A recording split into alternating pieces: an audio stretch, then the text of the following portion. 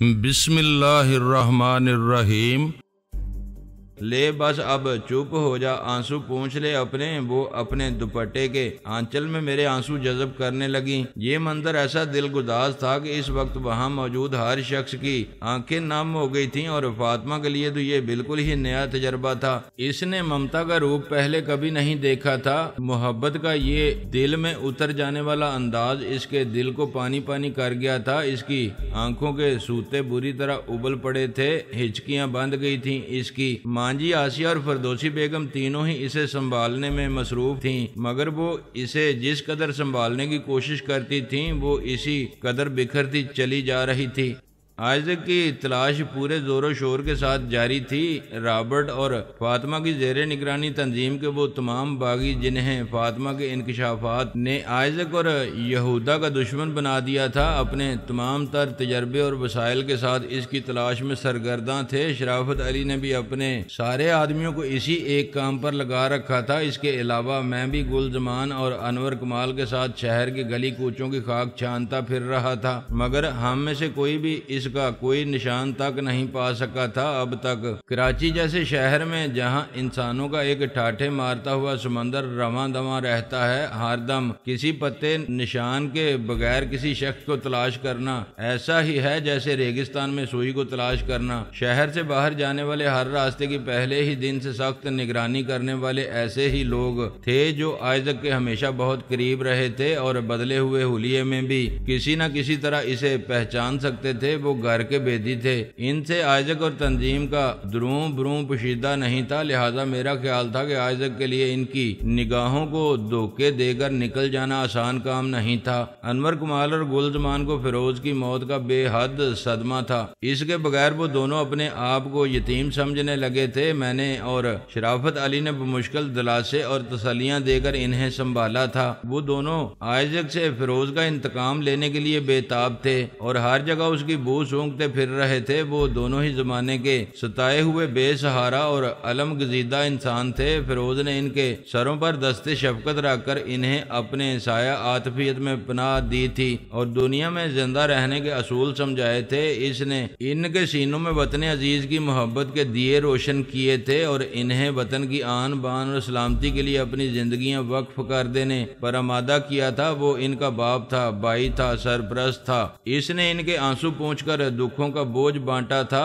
چنانچہ انہیں اس کی بے وقت اور اچانک موت پر ایسے ہی شدید جذبوں کا اظہار کرنا چاہیے تھا جیسا وہ کر رہے تھے۔ حالانکہ شرافت علی نے انہیں اپنی سرپرستی میں لے کر ان کے تمام معاملات، ساری ضروریات اپنے ذمے لے لی تھیں، لیکن ان کے اندر جو آگ بھڑک رہی تھی اسے وہ آئزک کے لہو سے ہی سرد کر سکتے تھے۔ فیروز کا مکان ہم نے فیروز اور بالی کی تدفین کے چند گھنٹے بعد ہی چھوڑ دیا تھا۔ شرافت علی اور خان دونوں ہی کا یہ خیال تھا کہ اب وہاں مزید ہمارا قیام کسی طرح بھی مناسب نہیں ہے، ہمارے لیے بے شمار مصائب کھڑے ہو سکتے تھے وہاں، لہذا اسی روز شام سے پہلے ہم وہاں سے شرافت علی کے اس مکان میں منتقل ہو گئے تھے جہاں مانجی آسیہ اور فردوسی بیگم پہلے سے موجود تھیں۔ یہاں آنے کے بعد ہی ہم نے پورے زور و شور کے ساتھ آئزک کی تلاش شروع کی تھی۔ 2 دن میں شہر کا کوئی علاقہ ایسا نہیں بچا تھا جس کی خاک ہم نے نہ چھانی ہو۔ اس روز بھی رات کے 11 بجے ہم لوگ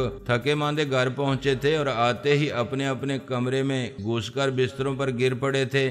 رات کے 3 بجے تھے، میں بے حد گہری نیند سو رہا تھا کہ کسی نے مجھے بری طرح جھنجھوڑ ڈالا۔ میں ایک دم گھبرا کر اٹھ بیٹھا اور نیند سے بوجھل آنکھیں پھاڑ پھاڑ کر جھنجھوڑنے والے کو دیکھنے لگا۔ میری نظر پہلے اپنے سامنے کھڑی ہوئی فاطمہ پر پڑی اور اس کے ساتھ ہی اس کے پیچھے دیوار میں لگے وال کلاک پر جو ٹھیک 3 بجنے کا اعلان کر رہا تھا۔ میں نے ذرا جھنجھلائے ہوئے انداز میں پوچھا، کیا ہوا بھائی، یہ رات کے 3 بجے کون سی قیامت ٹوٹ پڑی ہے تم پر؟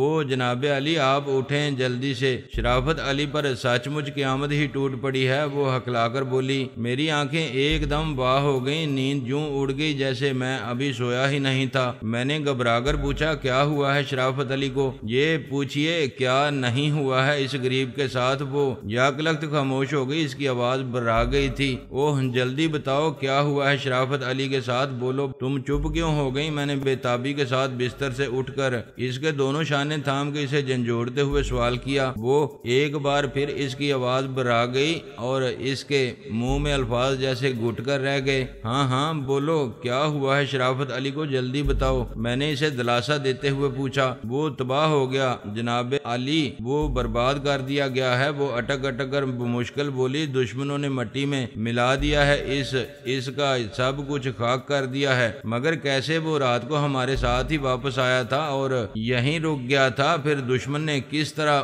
وار کیا اس پر مجھے خبر بھی نہیں ہو سکی۔ بس یہی تو کرم ہوا ہے اس پر اللہ کا، یہاں ہونے کی وجہ سے وہ خود بچ گیا ہے، اس کے سوا اس کے گھر کا ایک ایک فرد کام آ گیا ہے، کوئی بھی نہیں بچا، نہ گھر نہ گھر والے۔ انہوں نے اس کی کوٹھی کو بموں سے یوں اڑایا ہے کہ ایک اینٹ تک سلامت نہیں رہی۔ وہ گلوگیر آواز میں بولی۔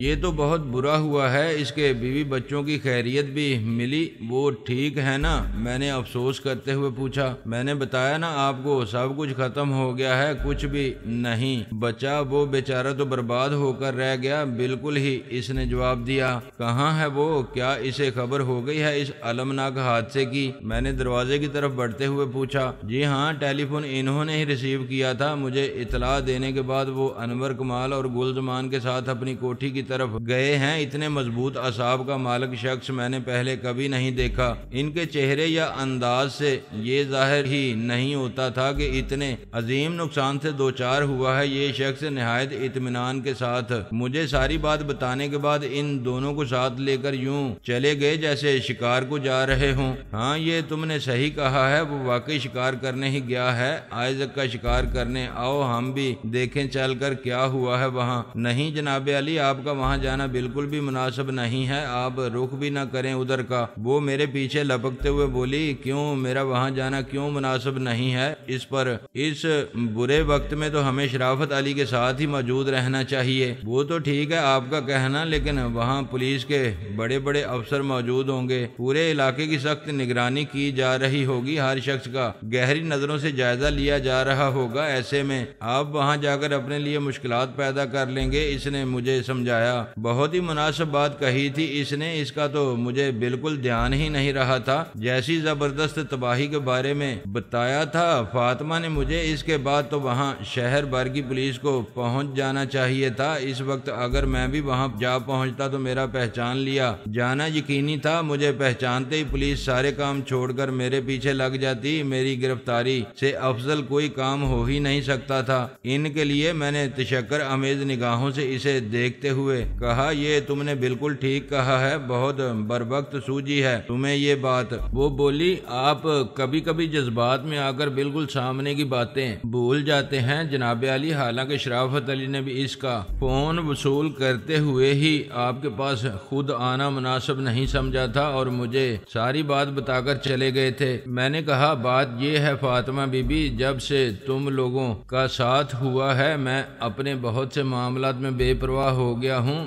اس سے پہلے میں بہت ہی چکنا اور باخبر رہا کرتا تھا، اپنے گرد و پیش سے اپنے خطرات میں گرے رہنے کا احساس ہر دم رہتا تھا مجھے۔ ہوتا ہے یہ آدمی جب خود کو محفوظ سمجھ لیتا ہے تو بے فکر ہو جاتا ہے، اور یہ احساس تحفظ آدمی کے اعصاب کو زنگ لگا دیتا ہے۔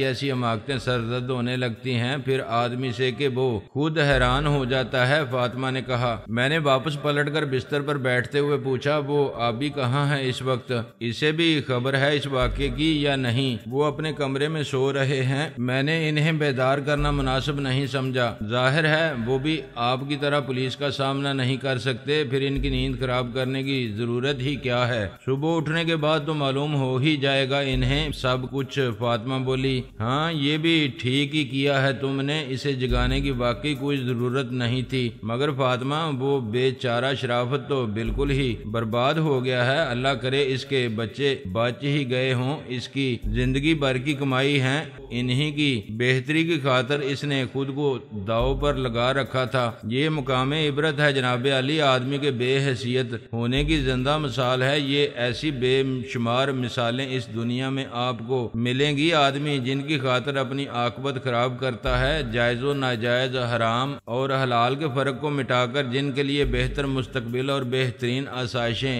خریدتا ہے وہ رشتے کتنے ناپائیدار ثابت ہوتے ہیں اور کس طرح اسے گناہوں کی دلدل میں دنسا ہوا چھوڑ کر اچانک چلے جاتے ہیں۔ اس دنیا فانی کی ہر چیز ناپائیدار اور فانی ہے، یہ جانتے ہوئے بھی نہ جانے کیوں لوگ ایسی راہوں کا انتخاب کر لیتے ہیں جن میں قدم قدم پر خار ہی خار ہیں، جہاں سستانے کے لیے کوئی سایہ تک نہیں ہے۔ ہاں فاطمہ، یہ دنیا ایسی ہی جگہ ہے اور یہ سب بس کہنے کی باتیں ہیں۔ آدمی اپنی اولاد کے بہتر مستقبل کے لیے خود کو غلاظت میں ڈال دیتا ہے، نہیں ایسا نہیں ہے۔ انسان بس نفس کا غلام ہے، اپنے نفس کی تسکین کے لیے چاہتا ہے ساری دنیا کو اپنے نیچے سمیٹ کر بیٹھ جائے، کسی کے لیے کچھ بھی باقی نہ رہنے دے اور پھر دوسروں کی محتاجی اور بے بسی کا تماشا دیکھتا رہے دور بیٹھ کر۔ میں نے حقارت سے کہا، اس نے شاید میرے مزاج کی تلخی کو محسوس کر کے بات کو طول دینا مناسب نہیں سمجھا۔ بات کا رخ بدلتے ہوئے بولی، بڑا ظلم ہوا ہے یہ بیچارے شرافت علی پر، کمینگی کی انتہا ہے، یہ ایسے درندوں کو زندہ رہنے کا حق نہیں ملنا چاہیے جناب علی۔ یہ دنیا ایسے درندہ صفت بے ضمیر لوگوں سے بھری پڑی ہے، ایسے ایسے لوگ دیکھے ہیں میں نے جو اپنی فرعونیت کا سکہ جمانے کے لیے پورے پورے خاندان کو زندہ جلا دیتے ہیں اور ایک شخص کا انتقام لینے کی خاطر کروڑوں انسانوں کی بربادی کا سامان کر دینے میں ذرا نہیں جھجکتے۔ ایسے ایسے جاگیردار دیکھے ہیں میں نے اپنے ملک میں جو اپنے علاقے میں کوئی کارخانہ محض اس لیے قائم نہیں ہونے دیتے کہ کارخانہ لگ جانے سے لوگوں کو روزگار ملنے میں آسانی ہو جائے گی، لوگ خوشحال ہو جائیں گے اور پھر اپنی چھوٹی چھوٹی ضرورتوں کی خاطر ان کے در پر سر جھکانا چھوڑ دیں گے، پڑھ لکھ کر بالغ نظر ہو جائیں گے تو ان کی شیطانی چالوں سے بچ نکلنے میں کامیاب ہو جایا کریں گے۔ ان کی فرعونیت کو سمجھ لینے کے بعد ان کی اطاعت کا جوا اپنے کندھوں سے اتار پھینکیں گے۔ کمینگی اور ابلیسیت کے انہی مظاہروں نے ہمارے عوام میں عدم تحفظ اور محرومی کا احساس پیدا کیا ہے، جس کی وجہ سے دشمنوں کی یوں آزادانہ اپنے مقاصد پورے کرنے اور اس ملک کو تباہی کے راستے پر ڈال دینے کا موقع ہاتھ آیا ہے۔ ان شیطان صفت لوگوں نے عوام کی محرومی کو صوبائیت، علاقائیت اور تعصب کی کار فرمائی قرار دے کر ان محروم اور سیدھے سادے لوگوں کی رہنمائی کا فرض بھی اپنے ذمہ لے لیا ہے۔ یہ ظاہر کے بندے، دولت کے پجاری جن کا نہ کوئی دین دھرم ہے نہ ملک اور وطن ہے، جب ملک و قوم پر کوئی برا وقت آتا ہے تو یہ یورپ اور امریکہ جا کر عیش و نشاط میں مصروف ہو جاتے ہیں اور جیسے ہی حالات بدلتے ہیں یہ دوبارہ واپس اپنی اپنی لیڈر کی دکانیں کھول کر بیٹھ جاتے ہیں۔ تم ایک شرافت علی کے خاندان کی بربادی پر اس قدر چراغ پا ہو، یہاں تو ان گنت ایسے شرافت علی ملیں گے تمہیں جن کی نسلوں کو ان انسان نما بیڑیوں نے کھا کے ختم کر دیا ہے۔ پتہ نہیں میرے ملک میں کوئی موزے تنگ، کوئی چوہن لائی کب پیدا ہوگا، کب عوام کو ان ظالموں کے چنگل سے نجات مل سکے گی۔ مجھے یقین ہے ایک روز کوئی فیروز یا شرافت علی جیسا محب ملک و قوم اٹھ کر ان فرعونوں سے حساب ضرور لے گا۔ اوہ جناب علی، آپ تو بہت ہی جذباتی ہو گئے ہیں۔ قوموں پر ایسا کڑا وقت آتا ہی رہتا ہے، اس سے مایوس اور دل شکستہ نہیں ہونا چاہیے۔ یہ مشکلات ہی تو ہوتی ہیں جو قوموں میں نئی روح پھونکتی ہیں، ان کی صلاحیتوں کو جلا بخشتی ہیں اور انہیں کندن